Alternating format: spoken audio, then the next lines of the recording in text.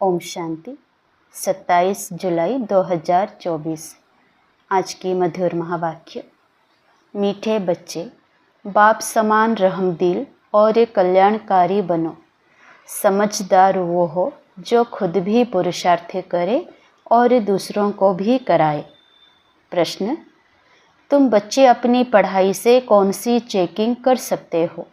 तुम्हारा पुरुषार्थ क्या है?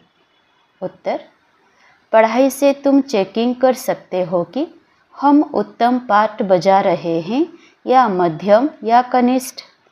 सबसे उत्तम पाठ उनका कहेंगे जो दूसरों को भी उत्तम बनाते हैं, अर्थात सर्विस कर ब्राह्मणों की वृद्धि करते हैं। तुम्हारा पुरुषार्थ है पुरानी ज्योति उतार नई ज्योति लेने का। जब आत्मा पवित्र बने तब उसे नई पवित्र ज्योति व शरीर मिले। ओम शांति। बच्चे दो तरफ से कमाई कर रहे हैं। एक तरफ है याद की यात्रा से कमाई और दूसरी तरफ है 84 के चक्र के ज्ञान का सिमरण करने से कमाई। इसको कहा जाता है डबल आमदनी और अज्ञान काल में होती है अल्पकाल क्षण भंगुर सिंगल आमदनी। यह तुम्हारे याद की यात्रा की आमदनी बहुत बड़ी है। आयु भी बड़ी हो जाती है, पवित्र भी बनते हो, सभी दुखों से छूट जाते हो। बहुत बड़ी आमदनी है। सतयुग में आयु भी बड़ी हो जाती है, दुख का नाम नहीं, क्योंकि वहाँ रावण राज्य ही नहीं। अज्ञान काल में पढ़ाई का अल्पकाल का सुख रहता है और दूसरा पढ़ाई का सुख शास्त्र पढ़ने वालों को मिलता है। उनसे फॉलोअर्स को कुछ फ़ायदा नहीं। फॉलोअर्स तो हैं भी नहीं, क्योंकि वो तो ना ड्रेस आदि बदलते ना घर बार छोड़ते, तो फॉलोअर्स कैसे कह सकते? वहाँ तो शांति पवित्रता सब है। यहाँ अपवित्रता के कारण घर घर में कितनी अशांति होती है। तुमको मत मिलती है ईश्वर की। अभी तुम अपने बाप को याद करो, अपने को ईश्वरीय गवर्नमेंट समझो, परंतु तुम हो गुप्त। दिल में कितनी खुशी होनी चाहिए। अभी हम हैं श्रीमत पर, उनकी शक्ति से सतो प्रधान बन रहे हैं। यहाँ तो कोई राज्य भाग्य लेना नहीं है। हमारा राज्य भाग्य होता ही है नई दुनिया में। अभी उसका मालूम पड़ा है। इन लक्ष्मी नारायण के 84 जन्मों की कहानी तुम बता सकते हो। भल कोई भी मनुष्य मात्र हो, कैसा भी कोई पढ़ाने वाला हो, परंतु एक भी ऐसे कह नहीं सकेंगे कि आओ तो हम इन्हों के 84 जन्मों की कहानी बताएं। तुम्हारी बुद्धि में अब स्मृति रहती है, विचार सागर मंथन भी करते हो। अब तुम हो ज्ञान सूर्यवंशी, फिर सतयुग में कहा जाएगा विष्णुवंशी। ज्ञान सूर्य प्रगटा। इस समय तुम्हें ज्ञान मिल रहा है ना? ज्ञान से ही सद्गति होती है। आधा कल्प ज्ञान चलता है, फिर आधा कल्प अज्ञान हो जाता है। यह भी ड्रामा की नोंद है। तुम अभी समझदार बने हो। जितना जितना तुम समझदार बनते हो, औरों को भी आप समान बनाने का पुरुषार्थ करते हो। तुम्हारा बाप रहमदिल कल्याणकारी है, तो बच्चों को भी बनना है। बच्चे कल्याणकारी ना बने तो उनको क्या कहेंगे? गायन भी है ना, हिम्मते बच्चे मददे बाप। यह भी जरूर चाहिए, नहीं तो वर्षा कैसे पाएंगे? सर्विस अनुसार तो वर्षा पाते हो। ईश्वरीय मिशन हो ना, जैसे क्रिश्चियन मिशन इस्लामी मिशन होती है, वह अपने धर्म को बढ़ाते हैं। तुम अपने ब्राह्मण धर्म और देवी धर्म को बढ़ाते हो। ड्रामा अनुसार तुम बच्चे जरूर मददगार बनेंगे। कल्प पहले जो पाठ बजाया था वो जरूर बजाएंगे। तुम देख रहे हो हर एक अपना उत्तम मध्यम कनिष्ठ पाठ बजा रहे हैं। सबसे उत्तम पाठ वो बजाते हैं जो उत्तम बनाने वाला है। तो सभी को बाप का परिचय देना है और आदि मध्य अंत का राज समझाना है। ऋषि मुनि आदि भी नेति नेति कहते गए और फिर कह देते सर्वव्यापी है और कुछ नहीं जानते। ड्रामानुसार आत्मा की बुद्धि भी तमो प्रधान बन जाती है। शरीर की बुद्धि नहीं कहेंगे, आत्मा में ही मन बुद्धि है। यह अच्छी रीति समझकर और फिर बच्चों को चिंतन करना है, फिर समझाना होता है। वो लोग शास्त्र आदि सुनाने के लिए कितनी दुकान निकाल बैठे हैं। तुम्हारी भी दुकान है। बड़े बड़े शहरों में बड़े दुकान चाहिए। बच्चे जो तीखे होते हैं उनके पास खजाना बहुत रहता है। इतना खजाना नहीं है तो कोई को दे भी नहीं सकते हैं। धारणा नंबरवार होती है। बच्चों को अच्छी रीति धारणा करनी है जो किसी को समझा सके। बात कोई बड़ी नहीं है, सेकंड की बात है। बाप से वर्षा लेना। तुम आत्माएं बाप को पहचान गए हो तो बेहद के मालिक हो गए। मालिक भी नंबरवार होते हैं। राजा भी मालिक तो प्रजा भी कहेगी हम भी मालिक हैं। यह भी सब कहते हैं ना हमारा भारत। तुम भी कहते हो श्रीमत पर हम अपना स्वर्ग स्थापन कर रहे हैं। फिर स्वर्ग में भी राजधानी है। अनेक प्रकार के दर्जे हैं। पुरुषार्थ करना चाहिए ऊंच पद पाने का। बाप कहते हैं जितना भी पुरुषार्थ कर पद पाएंगे वही कल्प कल्पांतर के लिए होगा। इम्तिहान में कोई की कम मार्क्स हो जाती है तो फिर हार्ट फेल भी हो जाते हैं। यह तो है बेहद की बात। पूरा पुरुषार्थ नहीं किया तो फिर दिल शिकस्त भी होंगे, सजा भी खानी पड़ेगी। उस समय कर ही क्या सकेंगे? कुछ भी नहीं। आत्मा क्या करेगी? वो लोग तो जीव घात करते डूब मरते हैं। इसमें घात आदि की बात नहीं। आत्मा का तो घात होता नहीं, वह तो अविनाशी है। बाकी शरीर का घात होता है जिससे तुम पाठ बजाते हो। अभी तुम पुरुषार्थ करते हो। यह पुरानी जूती उतार, हम नई देवी जूती ले लेवे। यह कौन कहते हैं? आत्मा।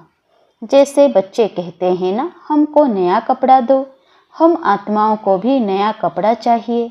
बाप कहते हैं तुम्हारी आत्मा नई बने तो शरीर भी नया चाहिए, तब शोभा है। आत्मा के पवित्र होने से 5 तत्व भी नए बन जाते हैं। 5 तत्वों का ही शरीर बनता है। जब आत्मा सतो प्रधान है तो शरीर भी सतो प्रधान मिलता है।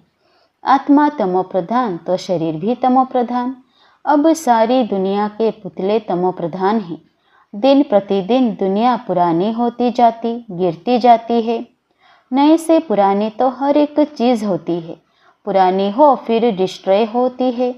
यह तो सारी सृष्टि का सवाल है। नई दुनिया को सतयुग, पुरानी को कलयुग कहा जाता है। बाकी संगम युग का तो किसी को भी पता नहीं।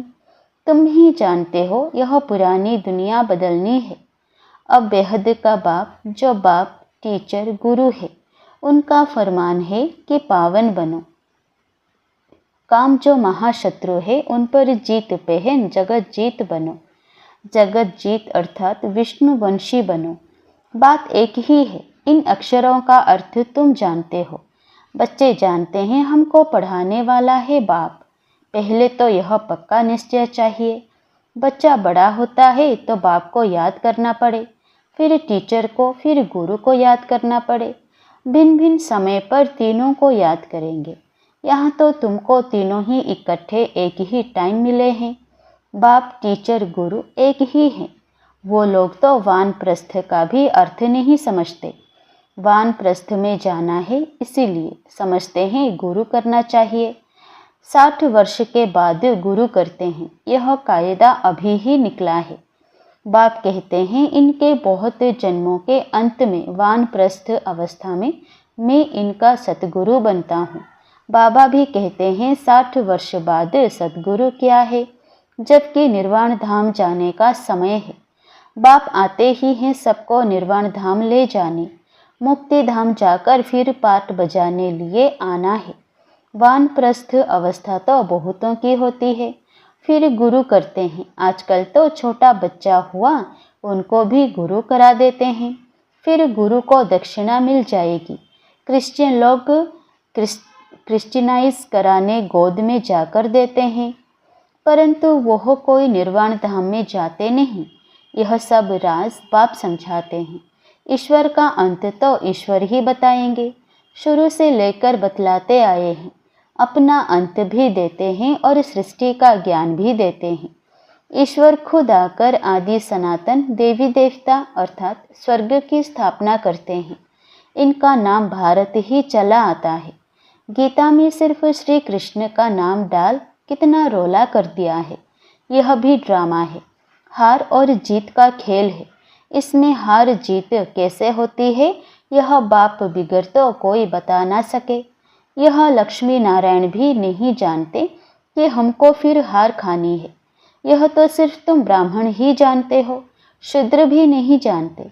बाप ही आकर तुमको ब्राह्मण से देवता बनाते हैं।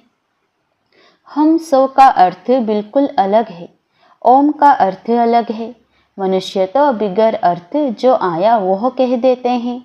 अभी तुम जानते हो कि कैसे नीचे गिरते आए हैं फिर चढ़ते हैं। यह ज्ञान अभी तुम बच्चों को मिलता है। ड्रामा अनुसार फिर कल्प बाद बाप ही आकर बताएंगे।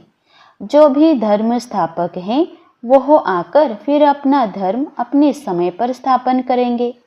नंबरवार पुरुषार्थ अनुसार नहीं कहेंगे, नंबरवार समय अनुसार आकर अपना अपना धर्म स्थापन करते हैं। यह एक बाप ही समझाते हैं। मैं कैसे ब्राह्मण फिर सूर्यवंशी चंद्रवंशी डिनाइस्टी स्थापन करता हूँ। अभी तुम हो ज्ञान सूर्यवंशी जो फिर विष्णुवंशी बनते हो। अक्षर बड़ी खबरदारी से लिखने होते हैं जो कोई भूल ना निकले। तुम जानते हो यह ज्ञान का एक एक महावाक्य रत्न हीरे हैं।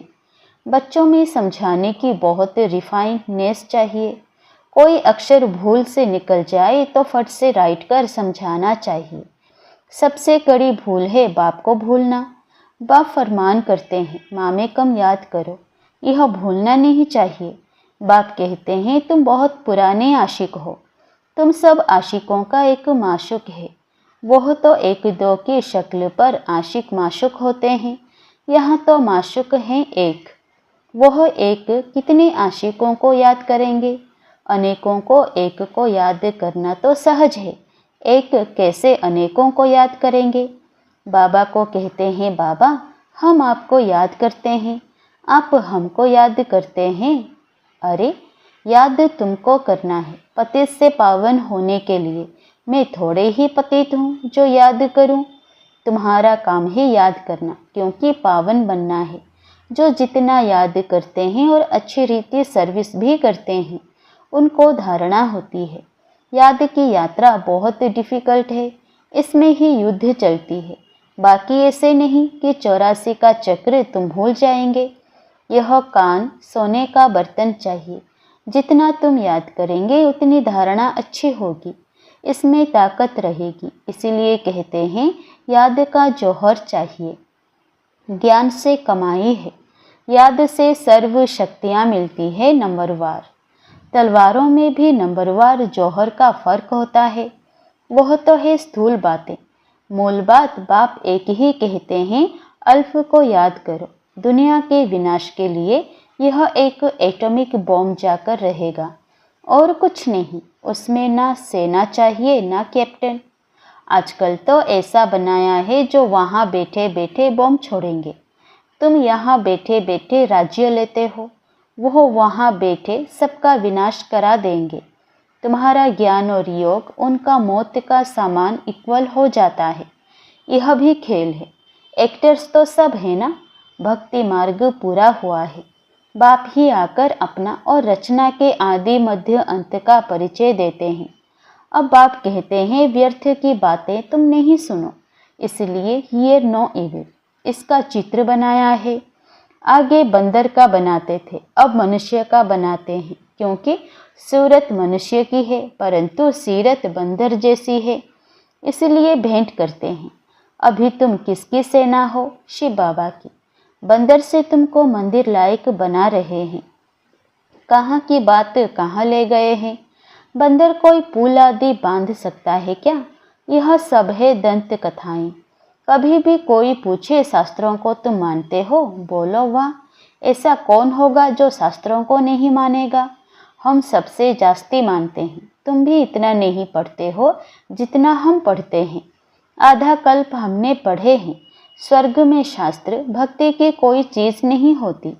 कितना सहज बाप समझाते हैं, फिर भी आप समान बना नहीं सकते।